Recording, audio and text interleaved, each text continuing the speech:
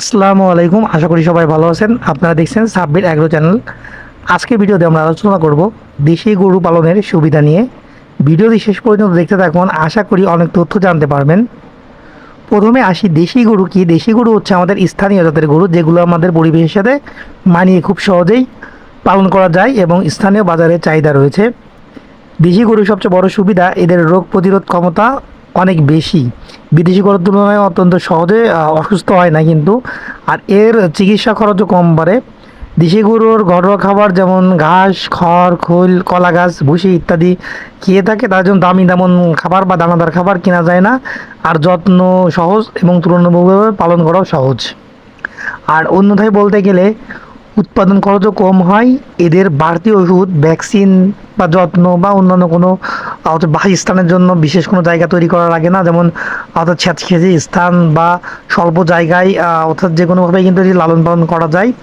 এবং এর সুবিধা থাকার কারণে এটি অর্থাৎ বাড়িতে গৃহিণী বা কোনো স্টুডেন্ট অথবা যে কোনো কেউ এটা লালন পালন করতে পারে। এর সুবিধা থাকার কারণে এটি বাংলাদেশের পরিবেশ অনুযায়ী কিন্তু অনেক চাহিদা রয়েছে। অর্থাৎ পালনে বাড়তি কোনো ঝামেলা নেই, ঝামেলা একেবারে নেই বললেই চলে। দেশি গরুর দুধের দামও কিন্তু অনেক বেশি এবং দুধের ফ্যাট, পুষ্টিগুণ থাকে। আর অনেকে দেশি গরুর দুধকে স্বাস্থ্যবান মনে করে, কারণ এটি হচ্ছে দেশি খাবার, অর্থাৎ কৃত্রিম কোনো খাবার কিন্তু খায় না। ঘরোয়া খাবার, দেশি খাবার, প্রাকৃতিক খাবার এগুলো খায়। অর্থাৎ এসব কারণে এর মাংস এবং দুধ হচ্ছে যে বেশি চাহিদা রয়েছে।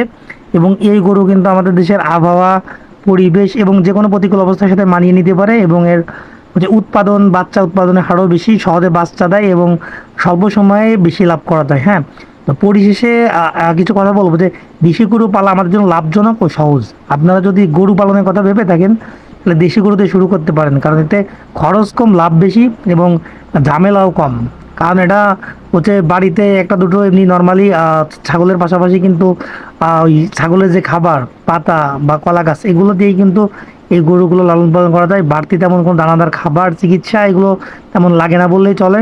অর্থাৎ যে কোনো পরিবেশের সাথে সামঞ্জস্যপূর্ণ। হ্যাঁ, তো বিদেশি গরু কিন্তু অনেক ঝামেলা রয়েছে, খাবারের তালিকা, আবার চিকিৎসা, অনেক ঝামেলা থাকে অনেক দিক থেকে।